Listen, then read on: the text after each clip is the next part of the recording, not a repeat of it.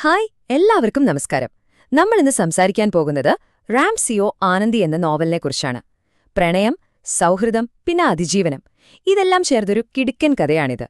നിങ്ങളൊന്ന് ആലോചിച്ചു നോക്കൂ. ഒരു പരിചയവുമില്ലാത്തൊരു പുതിയ സിറ്റിയിൽ ചെല്ലുമ്പോൾ അവിടെ വെച്ച് നമ്മൾ കണ്ടുമുട്ടുന്ന കുറച്ചുപേര് നമ്മുടെ ജീവിതം തന്നെ അങ്ങ് മാറ്റിമറിക്കുക.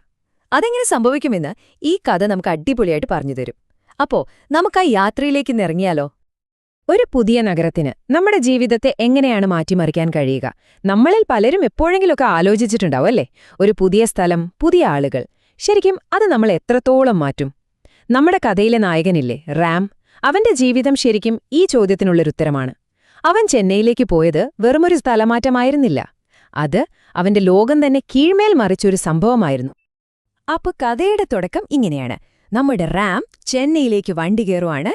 അവന്റെ മനസ്സിൽ ഒരൊറ്റ സ്വപ്നമേ ഉള്ളൂ, സിനിമ.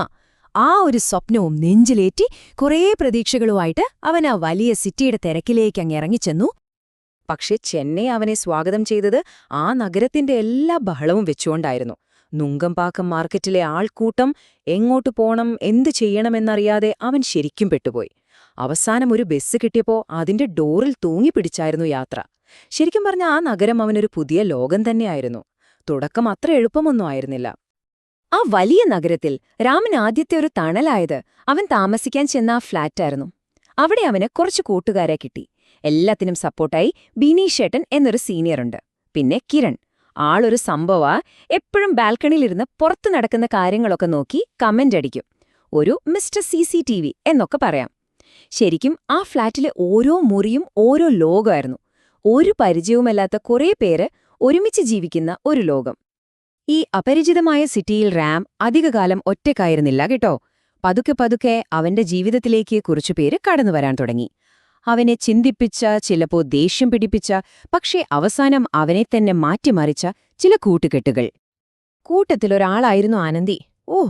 അവളുടെ വരവ് ഒരു വരവ് തന്നെയായിരുന്നു. ഒരു കൊടുങ്കാറ്റ് പോലെ ആയിരുന്നു എന്ന് വേണേ പറയാം. തലയിലൊരു കിരീടം, കഴുത്തിലൊരു വലിയ റോസാപ്പൂ മാല, പിന്നെ അവളുടെ സ്കൂട്ടറിൽ നിറയെ വാഴക്കൊലയും കരിക്കുമൊക്കെ തൂക്കിയിട്ടാണ് കക്ഷിയുടെ എൻട്രി. ഒന്ന് ആലോചിച്ചു നോക്കിയേ. ആ കാഴ്ച കണ്ട് ചെന്നൈ സിറ്റി തന്നെ ഒരു നിമിഷത്തേക്ക് സ്റ്റക്കായിപ്പോയി. ആനന്ദിയുടെ ഈ അസാധ്യ എൻട്രി കണ്ട് നമ്മുടെ റാം ആണെങ്കിൽ വായും പൊളിച്ചു നിന്നുപോയി. എന്റെമ്മോ, ഒരു പെണ്ണിന് എത്ര ധൈര്യമോ! അവൻ അറിയാതെ തന്നെ മനസ്സിൽ പറഞ്ഞുപോയി, ഇവളുടെ ഒരു തൊലിക്കട്ടി സമ്മതിക്കണം. പക്ഷേ രാമിന്റെ ആ അത്ഭുതമൊന്നും അധികനേരം നീണ്ടുനിന്നില്ല. കാരണം കോളേജിൽ വെച്ചവർ ആദ്യമായി നേർക്കുനേർ കണ്ടുമുട്ടിയപ്പോൾ അവന് കിട്ടിയത് നല്ലൊരടിയായിരുന്നു. ആനന്ദി നേരെ വന്ന് അവന്റെ കരണക്കുറ്റിക്ക് ഒരെണ്ണം കൊടുത്തു. അതായിരുന്നു അവരുടെ ബന്ധത്തിന്റെ തുടക്കം. അടിയിൽ തുടങ്ങി പതിയെ പ്രണയത്തിലേക്ക് വളരുന്ന ഒരു വെറൈറ്റി ബന്ധം. ഓക്കെ, ഇനി നമ്മൾ ഈ കഥയുടെ ഏറ്റവും പ്രധാനപ്പെട്ട, ഏറ്റവും ഇമോഷണലായൊരു ഭാഗത്തേക്കാണ് പോകുന്നത്. റാമിന്റെ ലോകം, അവന്റെ ചിന്തകൾ, കാഴ്ചപ്പാടുകൾ ഇതെല്ലാം മാറ്റിമറിച്ചൊരാളുണ്ട്. ആ ആളുടെ കഥയിലേക്കാണ് നമ്മളിനി പോകുന്നത്. അവളുടെ പേര് മല്ലി. സങ്കൽപ്പിച്ചു നോക്കൂ, ഒരു റെയിൽവേ സ്റ്റേഷൻ. ചാറ്റൽ മഴ പെയ്യുന്നുണ്ട്. അധികം ആളുകളൊന്നുമില്ല. അവിടെ ഇരുന്ന് റാം മല്ലിയോട് ചോദിക്കുകയാണ്, ആരാണീ കാളിദാസ്? ആ ഒരൊറ്റ ചോദ്യം മതിയായിരുന്നു. കേട്ടാൽ ആരുടെയും കണ്ണ് നിറഞ്ഞുപോകുന്ന, ഹൃദയം തകർന്നുപോകുന്ന ഒരു ജീവിതകഥയിലേക്കുള്ള വാതിലാണ് ആ ചോദ്യം തുറന്നത്. കാളിദാസിന്റെ ജീവിതം അത് മുഴുവൻ വേദനകളായിരുന്നു. ചെറിയ കുട്ടിയായിരുന്നപ്പോൾ തന്നെ അവൻ നേരിടേണ്ടി വന്നത് ക്രൂരമായ പീഡനമാണ്. അതവന്റെ ജീവിതത്തെ ആകെ തകർത്തുകളഞ്ഞു. വളർന്നു വന്നപ്പോൾ താൻ ആരാണെന്ന് തിരിച്ചറിഞ്ഞ സമയത്ത് സ്വന്തം വീടും വീട്ടുകാരും അവനെ പുറത്താക്കി. ഒടുവിൽ സ്നേഹിച്ചൊരാൾ തുണയാകുമെന്ന് വിശ്വസിച്ചു. പക്ഷെ അവിടെയും അവനെ കാത്തിരുന്നത് ചതിയായിരുന്നു.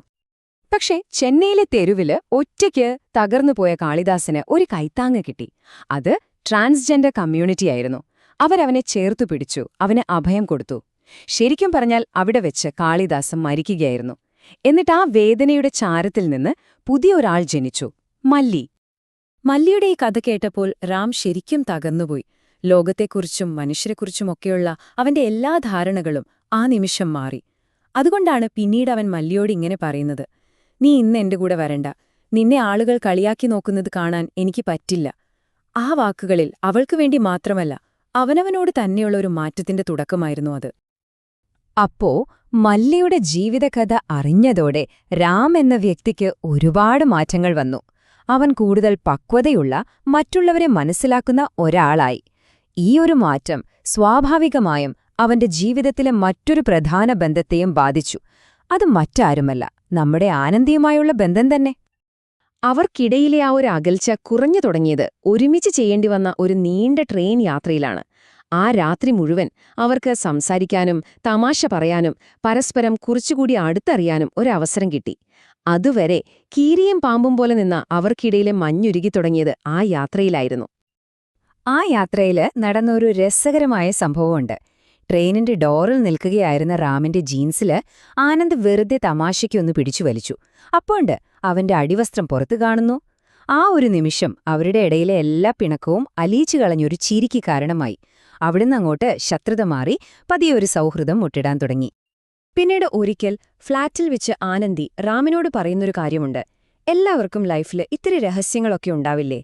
ഈയൊരു ഡയലോഗ് റാമിന് ശരിക്കും ഇരുത്തി ചിന്തിപ്പിച്ചു.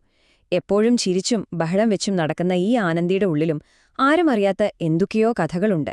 അവളിലെ ആ ഒരു മിസ്റ്ററി റാമിന് അവളോടുള്ള അടുപ്പം കൂട്ടി.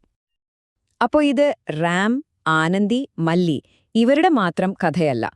അതിനപ്പുറം ഈ നോവൽ കുറച്ചുകൂടി വലിയ ചില കാര്യങ്ങളെക്കുറിച്ചാണ് നമ്മളോട് സംസാരിക്കുന്നത്. എന്തുകൊണ്ടാണ് റാം സിയോ ആനന്ദി എന്ന ഈ പുസ്തകം ഇത്രയധികം ആളുകൾക്ക് ഇഷ്ടപ്പെടുന്നത്? നമുക്ക് നോക്കാം. പലരും ഇതിനെ ഒരു സിനിമാറ്റിക് നോവൽ എന്നാണ് പറയുന്നത്. അതിന്റെ കാരണം എന്താണെന്നറിയോ? ഇത് വായിക്കുമ്പോൾ നമ്മളൊരു പുസ്തകം വായിക്കുകയാണെന്ന് തോന്നില്ല. പകരം കൺമുന്നിൽ ഒരു സിനിമ ഓടുന്നത് പോലെ തോന്നും. അത്രയ്ക്ക് വിഷ്വലാണ് ഇതിലെ ഓരോ രംഗങ്ങളും. ഇന്നത്തെ തലമുറയുടെ പ്രണയം, അവരുടെ സൗഹൃദം, ജീവിതത്തെ അവരെങ്ങനെ കാണുന്നു, ഇതെല്ലാം വളരെ റിയലായിട്ട് ഇതിൽ കാണിച്ചു തരുന്നുണ്ട്. ഈ പുസ്തകത്തെക്കുറിച്ചൊരു നിരൂപകൻ പറഞ്ഞത് കേൾക്കൂ. ഈ പുസ്തകം വായിച്ചപ്പോൾ എനിക്ക് ഭാവിയെക്കുറിച്ചൊരു പ്രതീക്ഷയാണുണ്ടായത്. ഇന്നത്തെ യുവതലമുറ ഒരുപാട് സഹാനുഭൂതിയും മനസ്സിലാക്കലും ഉള്ളവരാണെന്നൊരു വിശ്വാസം. ഇത് വളരെ പ്രധാനപ്പെട്ട ഒരു കാര്യമാണ്. മുൻവിധികളില്ലാതെ മനുഷ്യരെ സ്നേഹിക്കാൻ കഴിവുള്ള ഒരു പുതിയ തലമുറ വളർന്നുവരുന്നുണ്ട് എന്നൊരു പോസിറ്റീവ് മെസ്സേജ് ഈ നോവൽ നമുക്ക് തരുന്നുണ്ട്.